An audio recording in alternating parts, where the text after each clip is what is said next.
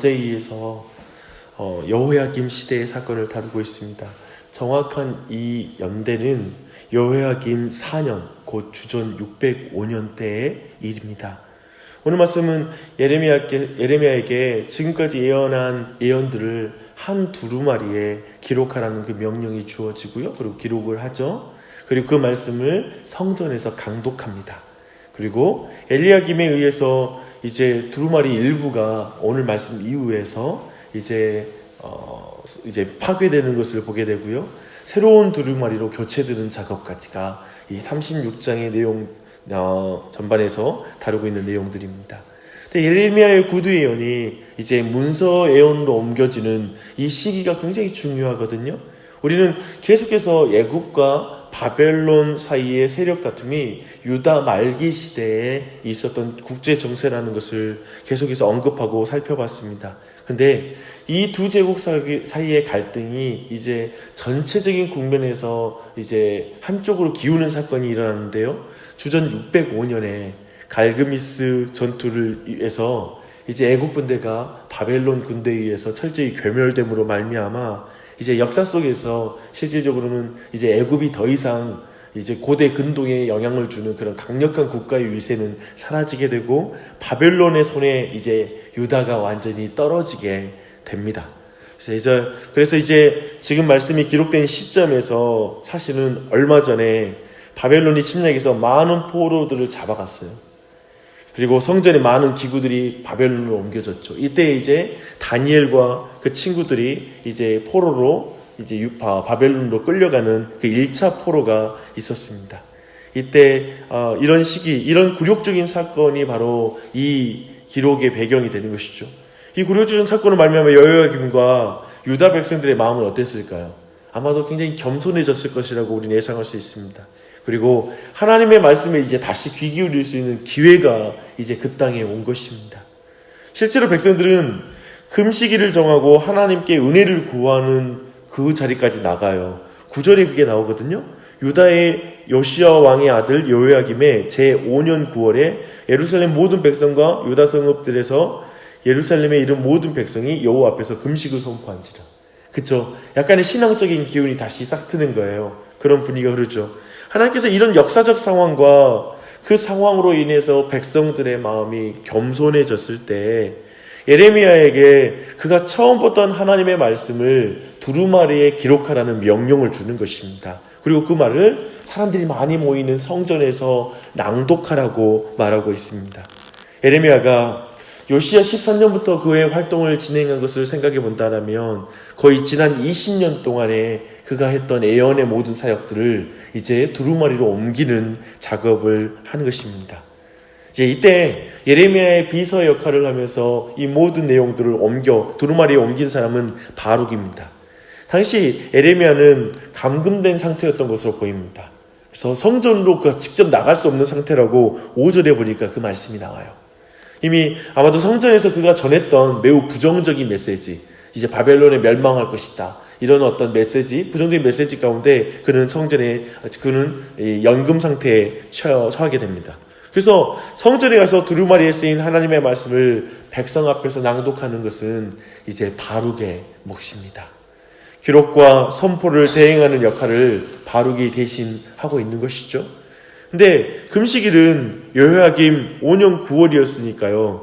예레미야가 사실 이 모든 말씀을 두루마리에 기록하는 데만 해도 적지 않은 시간이 쓰인 거예요. 이제 여호야김 4년 때부터 썼으니까 몇 개월이 걸렸는지 정확한 개월은 알 수 없지만 굉장히 긴 기간 동안에 말씀을 하나하나 그리고 분명히 기억하여 성령의 인도하심 가운데 기록했을 것입니다. 이제 바룩이 성전에서 기록된 말씀을 낭독했을 때 이제 백성들 사이에 연쇄 반응이 일어나요. 사반의 손자 그마리아의 아들 미가야는 왕궁의 서기관의 방으로 가서 거기 모이는 서기관들과 방백들에게 자신이 들은 모든 말씀을 전합니다. 그러자 고관들은 이제 바룩을 직접 불러서 우리가 그 말씀을 들어야겠다라고 말하고 사람을 보내서 바룩을 불러와서 기록된 말씀을 낭독해 줄 것을 부탁합니다. 그 모든 말씀을 들은 고관들은 이제 왕에게 직접 그 말씀을 전해야 된다라고, 이건 너무나 중요한 말씀이라고 그들은 스스로 느끼는 그런 태도를 갖게 됩니다. 그래서 이제 중요한 것은 이제 왕의 태도가 이 말씀에 어떤 태도를 취할지 불확실하니까 이제 바룩과 에레미야가 어딘가 숨어 있으라고, 그들이 혹시라도 왕이 다른 태도로 그를 죽여야 되겠다고 부른다면 크게 위험에 처하니까 그들을 보호하려고 하는 태도를 취합니다. 이제 오늘 본문의 말씀의 내용은 여기까지인데요. 오늘 본문에서 우리는 에레미야의 20년 동안의 예언이 두루마리에 옮겨지는 그것이 굉장히 긴 시간 동안에 이루어진 일이고 신중하게 이루어졌다는 걸 충분히 확인했습니다.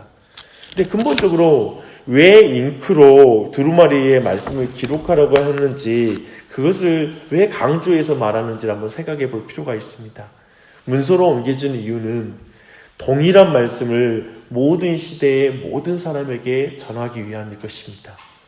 그리고 오늘 본문의 상황으로 들어간다면 작게는 오늘 본문에서 강조하는 건 뭐냐면 하나님의 동일한 말씀 앞에 사람들의 반응을 비교하는 것이죠. 동일한 말씀에 이제 긍정적으로 반응한 사람이 오늘 여기까지 반응했던 사람들이고요. 이제 내일 말씀을 살펴볼 이제 여호야김 왕의 반응은 전혀 다르게 반응합니다. 부정적으로 반응하는 것이죠.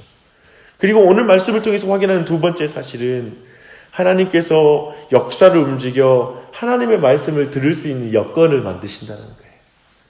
참으로 말씀도 하나님이 여건을 만들어 주실 때 우리가 듣게 되는 것 같습니다. 지금 본문 당시에 또 백성들도 예레미야가 전한 하나님의 말씀대로 북쪽에서 심판자가 온다고 그랬는데 실제로 그가 바벨론이라는 것을 그들이 느끼는 상황이 된 거예요. 그래서 더욱 예레미야가 전하는 말씀을 들어야 되겠다라는 생각이 들었겠죠. 이제 말씀이 기록됨으로 말미암아 읽고 듣는 자마다 지금 그들이 경험하는 현실이 오래전부터 하나님께서 예고하고 경고하고 거듭해서 말했던 말씀대로 이루어졌구나. 지금 이 일이 그냥 이루어진 게 아니라 하나님이 거듭해서 말씀을 전했지만 우리가 불순종하고 불순종한 결과이구나라는 걸 그들이 뼈저리게 느꼈을 것입니다. 그걸 알게 됐던 것이죠. 그래서 오늘 긍정적으로 반응하는 사람들은 이게 진짜 하나님의 말씀대로 지금 이루어진 일이기 때문에 이제 이 나라가 완전히 멸망하지 않으려면 이 말씀으로 돌아가야 한다는 그런 마음의 경각심을 가졌을 것입니다. 그래서 마치 위대한 작가의 책에서 위대한 이야기일수록 복선을 주목하잖아요. 그리고 그 복선이 나중에 실제 이야기에 나중에 어떻게 되는지를 주목하게 되잖아요. 그래서 분명 과거에 이미 예언된 말씀이 그대로 지금 이루어졌구나라는, 그래서 그 과거의 예언들을 주목하고 이제 신앙을 새롭게 하는 그런 방향으로 나아가길 또 에레미야가 원했고, 또 그러한 부분에 이제 바룩과 그리고 몇몇 사람이 그렇게 반응했다는 걸 보게 됩니다. 이렇게 기록된 말씀을 통해 말씀대로 역사 이야기를 펼치시는 하나님을 분명히 본 사람들의 반응이 뭐죠? 이것도 주목해야 돼요. 그건 연쇄 반응이에요. 참으로 은혜를 입고 역사를 통해서 하나님이 일을 이루시는 것을, 말씀을 통해서 이루시는 것을 확인하는 사람은 옆에 사람에 가서 전하는 것이죠. 그리고 그 사람이 전하고 그 사람에게 동일한 말씀이 들리도록 도와주는 것이죠. 그리고 그 동일한 말씀이 들린 자가 또 다른 사람에게 복음을 전해야 되겠다. 그리고 그 말씀을 전해야 되겠다 하는 그 연쇄적인 말씀의 역사가 나타나는 걸 오늘 본문을 통해서 확인하게 됩니다. 그래서 이 아침에 우리가 어떤 기도를 드려야 될까요? 생각해 볼 때 하나님께서 정말 내 자신이, 그리고 우리의 가정이, 배우자가, 우리 자녀들이, 그리고 온 교회가 정말 하나님 말씀에 반응할 수 있는 그 자리로 우리를 이끌어 주십시오. 인도해 주십시오. 우리의 본성으로 하나님의 말씀을 듣고 말씀을 깨닫지 못합니다 라고 말하며 주님께서 우리를 정말 말씀의 자리로, 주의 말씀을 갈급한 자리로 우리를 이끌어 주시기를 간구하면 좋겠습니다. 또한 교회에서 또한 기록된 하나님의 말씀, 기록된 하나님 말씀 앞에 사람들이 말씀 앞에 정말 전혀 다르게 반응할진데 우리에게 참으로 하나님의 말씀 앞에 바르게 반응하고 오늘 말씀에 정말 이 나타나는 좀 여러 사람들의 연쇄적인 반응을 한 것처럼 주님 말씀에 반응하는 은혜를 베풀어 주시옵소서. 그것도 그 말씀이 역사를 이루시는 말씀이고 말씀대로 온 역사가 이끌어져가는 그 참된 하나님의 말씀을 더욱 알아서 우리가 부지런히 과거의 말씀을 살필 수 있도록, 구약과 신약의 말씀, 기록된 말씀을 부지런히 읽을 수 있는 신앙의 자리로 우리를 이끌어달라고 또한 간구했으면 좋겠습니다. 예언된 말씀이 그대로 이루어질 줄 믿습니다. 그리고 다시 오실 예수님에 대한 약속이 있잖아요. 어느새 우리의 마음 가운데 다시 오신 예수님에 대한 그 말씀에 대한 믿음이 흐려져 있다면 예수님 곧 오신다, 그 말씀대로 오신다라는 것을 우리 안에 확증하고 부지런히 우리의 자리에서 기도하고 주님을 의지하고 주의 말씀을 붙잡고 순종하는 그 자리를 우리 안에 잃지 않았으면 좋겠습니다. 하나님은 정확하게 우리를 인도하셨을 거예요. 여러 사람 여러 환경을 통해 여러 가지 확인하며 오늘 이 자리까지 우리가 나왔을 것입니다. 주님께 기도해야지, 주님께 기도해야지, 주님 말씀 들어야지 라는 마음이 우리 안에 있을 것입니다. 그게 은혜인 줄 믿습니다. 그 은혜를 붙잡고 기도하는 이 아침이 되시길 바랍니다. 기도하겠습니다. 하나님 아버지, 오늘도 이렇게 예레미야 36장 1절로 19절 말씀을 통하여 하나님의 말씀을 우리가 듣게 해주시니 감사합니다. 하나님이 역사마다 시대마다 때로는 사람들은 바빠서 하나님 말씀을 듣지 못한다라는 사람도 있고 어려운 일이 있어서 하나님 말씀 듣지 못하겠다는 사람도 있습니다. 하지만 어려운 일 닥쳐서 하나님 말씀을 들어야 되겠다라고 하는 사람이 있고 또한 너무 바쁘지만 말씀이 너무 필요하다라고 말하는 신앙도 있는 줄 믿습니다. 주님 주여, 우리 모두에게 은혜 베풀어 주셔서 주님 우리의 모든 상황 가운데 하나님 말씀을 듣고 주님께 기도하는 자로 이끌어 주신 하나님 감사합니다.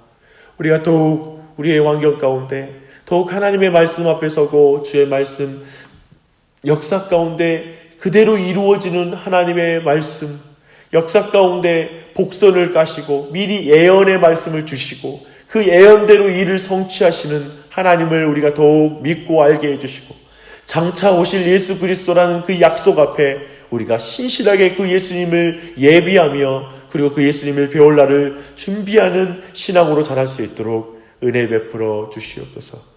우리 더욱더 말씀 앞에 설 수 있도록 그리고 그 말씀 앞에 반응할 수 있도록 가감없는 말씀 그대로의 말씀을 온전히 듣고 주님 앞에 설 수 있도록 이끌어 주시길 간절한 마음으로 기도합니다.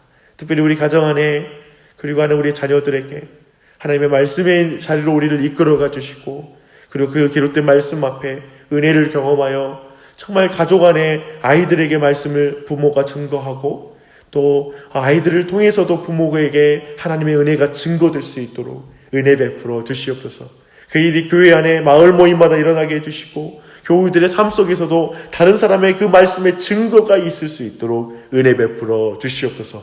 그래서 이곳에 와라, 교회로 오면 와서 나와 같이 말씀을 듣자라고 말하는 그런 은혜 또한도 온 교회 안에 있어서 마지막 날에 주님 오실 날을 예비할 수 있도록 은혜 베풀어 주시옵소서.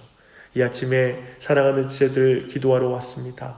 기도하는 마음, 예수님 의지하여 기도할 때 은혜 베풀어 주시고 그 마음 가운데 오늘 말씀의 은혜가 이루어지길 간절한 마음으로 기도합니다. 성령 하나님 도와주시옵소서. 예수님의 이름 받들어 기도합니다. 아멘.